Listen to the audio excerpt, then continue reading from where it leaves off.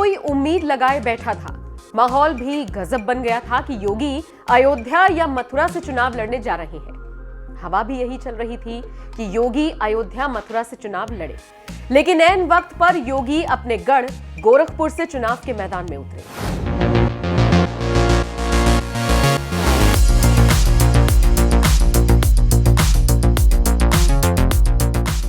आखिर ऐसा क्यों हुआ? कभी सोचा है योगी को अयोध्या पर तरजीह क्यों देनी पड़ी? क्यों राम भक्त को उनके धाम अयोध्या से उतारने का जोखिम बीजेपी ने नहीं लिया? कुछ कहें उससे पहले सुनिए योगी ने सीट ऐलान के बाद क्या कुछ कहा। भारतीय जनता पार्टी ने कल अपने प्रत्याशियों की पहली सूची जारी की है। आपने देखा होगा वह सामाजिक न्याय की प्रतीक है। समाज के विभिन्न तबकों को उसमें प्रतिनिधित्व दिया गया है और हर एक व्यक्ति जिसने भी सूची को देखा है एक आत्मसंतुष्टि के भाव के साथ भारतीय जनता पार्टी के सबका साथ सबके विकास के नारे को सार्थक करता हुआ दिखाई देता है। लेकिन हाँ, समाजवादी पार्टी गठबंधन की जो सूची आई है उस सूची को भी सबने देखा है। कैराना में हिंदू व्यापारियों के पलायन के लिए जिम्मेदार लोगों को टिकट देना, मुजफ्फरनगर के दंगाइयों को टिकट देना, बुलंदशहर और अन्य लोनी में हिस्ट्री सीटर को, पेशेवर हिस्ट्री सीटर को और अपराधियों को टिकट देना, इस समाजवादी पार्टी और गठबंधन के चरित्र को उजागर कर देता है। इन पेशेवर अपराधी और माफियाओं को सत्ता में ला करके सत्ता को शोषण का प्रतीक बनाना, यही इनका सामाजिक न्याय है और यह उनके टिकट में भी स्पष्ट झलकता है।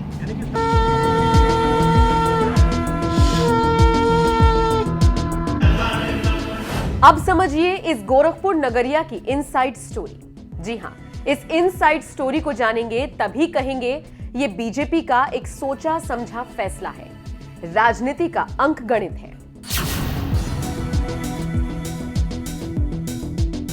दरअसल बीजेपी की नजर गोरखपुर समेत पूरे पूर्वांचल पर है, जहां 28 जिलों की करीब 164 सीटें हैं। 2017 में बीजेपी ने इनमें से 115 पर कब्जा किया था, जबकि पहले पूर्वांचल समाजवादी पार्टी का गढ़ हुआ करता था।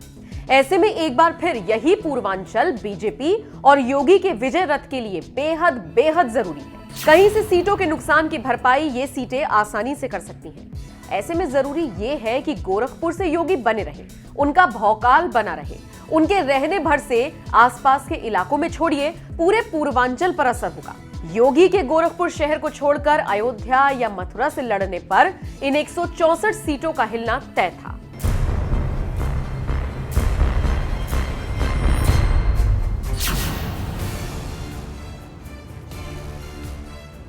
पूरे पूर्वांचल को एक बार के लिए भूल भी जाएं तो गोरखपुर बस्ती मंडल बीजेपी के लिए और भी महत्वपूर्ण हो जाता है, क्योंकि यहां योगी आदित्यनाथ और गोरखनाथ मंदिर और मठ का बड़ा प्रभाव है। गोरखपुर मंडल की 9 सीटों समेत यहां से करीब 41 विधानसभा सीटें हैं। 2017 में बीजेपी ने इन 41 सीटों में से 35 पर विजय हासिल की थी। ऐसे में बीजेपी किसी भी कीमत पर इन सीटों से समझौता नहीं करना चाहती।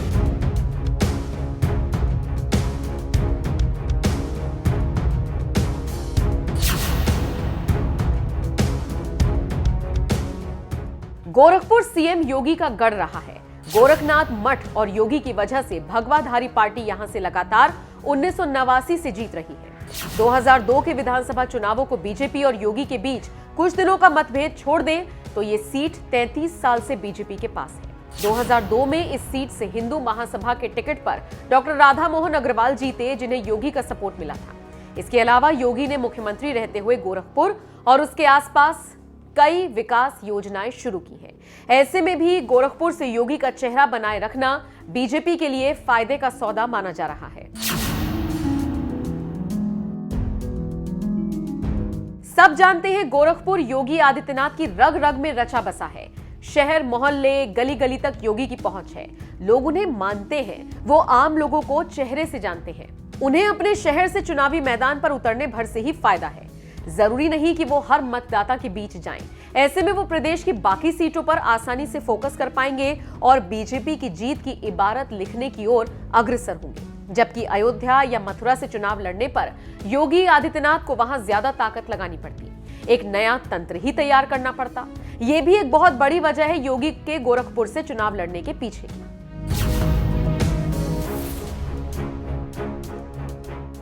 वहीं गोरखपुर सदर सीट की बात करें तो वो यहीं से 1998 से 2017 तक लगातार 5 बार सांसद चुने गए हैं।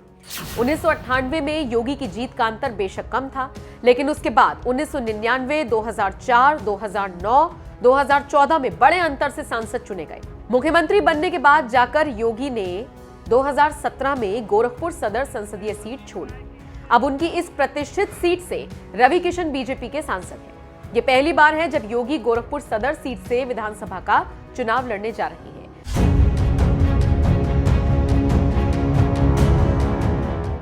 बीजेपी ने पहली ही लिस्ट में योगी समेत 105 उम्मीदवारों के नाम का ऐलान कर एक और मास्टर स्ट्रोक चला है। दरअसल इस सीट पर छठे चरण में 3 मार्च को वोटिंग होनी है। ऐसे में पार्टी चाहती है कि योगी की हिंदुत्ववादी छवि आखिरी फेज यानी कि 7 मार्च तक लगातार सुर्खियों में रहे। अयोध्या और मथुरा से चुनाव लड़ने की अफवाहों पर विराम लगने के बाद हालांकि अखिलेश यादव ने योगी आदित्यनाथ पर जबरदस्त तंज मारते हुए सुनिए क्या कहा। कभी कहते थे कि मथुरा से लड़ेंगे, कभी कहते थे अयोध्या से लड़ेंगे, कभी कहते थे प्रयागराज से लड़ेंगे, कभी कहते थे देवबंद से लड़ेंगे। मुझे खुशी है इस बात की कि भारतीय जनता पार्टी ने पहले ही उन्हें अपने घर भेज दिया। हालांकि वो कल से गोरखपुर में है, टिकट पहले बुक कराई थी उन्होंने 11 तारीख की। अब मुझे लगता है कि गोरखपुर में ही उन्हें रहना पड़ेगा। अब गोरखपुर से वापस आने की उन्हें जरूरत नहीं है। उनको बहुत बहुत बधाई। वो भारतीय जनता पार्टी के सदस्य नहीं है, इसलिए उन्हें घर भेज दिया है। और अभी तो जनता को भेजना था, जनता के भेजने से पहले ही भेज दिया इन्हें वापस।